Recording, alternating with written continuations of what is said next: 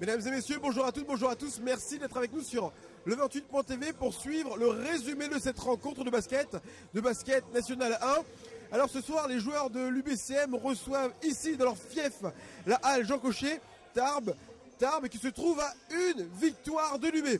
Alors la mission de nos gars ce soir sera la même que celle des filles hier, l'AB Chartres, c'est-à-dire maintenir à distance des concurrents directs au maintien. Je suis persuadé que pour ce premier match de l'année, nos joueurs auront à cœur d'offrir à leur public une victoire. J'ai été prendre la température, tout de suite, interview du coach juste avant le match. Premier match de l'année, 2014 devra forcément démarrer de la meilleure des façons, une victoire. Ah oui, ça serait mieux, surtout qu'on sort de 2 défaites contre Cognac et Saint-Brieuc avant la trêve. Donc il est indispensable pour nous, bien sûr, de commencer par une victoire, surtout qu'on se déplace 3 fois derrière. La préparation s'est bien passée, les joueurs sont prêts? On a repris le 30, on a refait un travail physique. Donc il y a eu une petite semaine de vacances qui a, je pense, fait du bien à tout le monde. Et on a très bien travaillé depuis le 30, il n'y a pas de problème.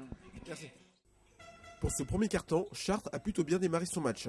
Il semble dominer la partie, même si cela ne se traduit pas au panneau d'affichage, faute au manque de réussite aux 3 points. Ils termineront ce premier quart-temps à 23-23. Attention, ce premier quart-temps était un leurre, car le second a été à sens unique, celui de Tarbes. Sans mieux jouer, les visiteurs ne manqueront pas l'immanquable, au contraire de nos Chartrains, à l'image de Malik Badian, n'inscrivant pas de nombreux points alors qu'il était sous le panier. Tarbes creuse l'écart et laisse jusqu'à 10 points aux hommes de Raphaël Gaume. Chartres accuse un retard de 9 points à la fin du deuxième quart-temps.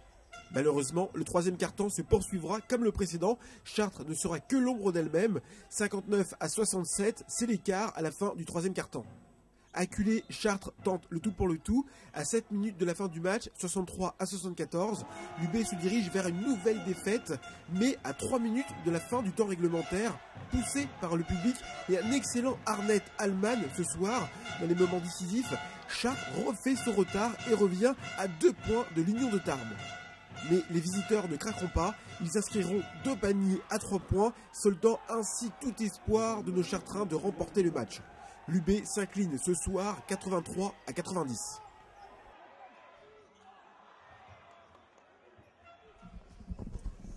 Alors coach, Chartres a été absent 2 quart-temps et demi ce soir. Malgré le sursaut dans le 4e quart-temps, ça n'a pas suffi.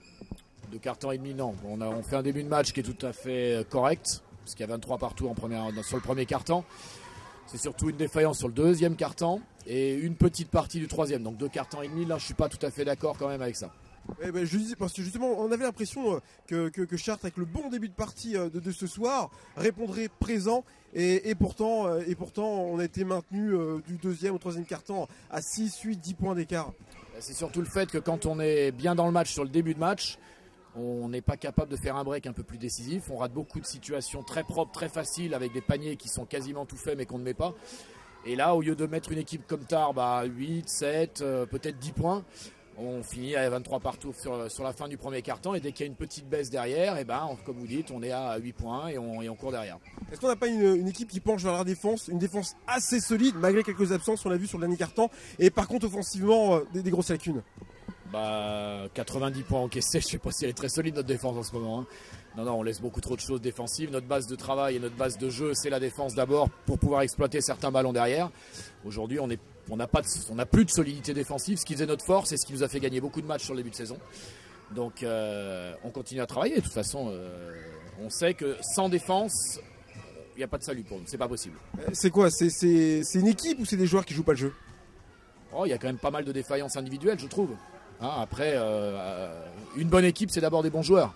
Voilà. Après, si tout le monde est au diapason sur les matchs, c'est beaucoup plus facile de créer un collectif qui fonctionne, que ce soit offensif ou défensif. 4e défaite consécutive, on se met gravement en danger ce soir quand on sait le calendrier qui vous attend. Là c'est clair, on a 3 déplacements à suivre. Donc soit l'équipe explose complètement, soit les joueurs sont des grands garçons et réagissent. Et on peut espérer peut-être aller chercher au moins une victoire sur ces 3 matchs-là, peut-être 2, on ne sait pas.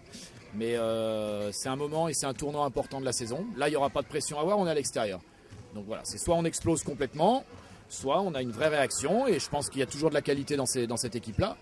il faut que chacun je ne veux pas dire de gros mots, donc je vais éviter de le dire le fond de ma pensée vraiment, mais il faut que chacun prenne sur lui et puis refasse encore plus d'efforts pour aller gagner ces matchs-là. Merci. Attention, attention danger, il y a des matchs qu'il ne faut pas perdre et ce soir c'en était un. Chartres a grillé l'un de ses derniers jokers car derrière ça remonte vite, ça remonte très très vite. Il va falloir trouver la solution si l'UB ne souhaite pas jouer son maintien sur le dernier match. Je vous remercie de nous avoir suivis, je vous rappelle que l'actualité de votre département, vous la retrouvez aussi sur notre site internet au www.le28.tv. Bonne journée à tous.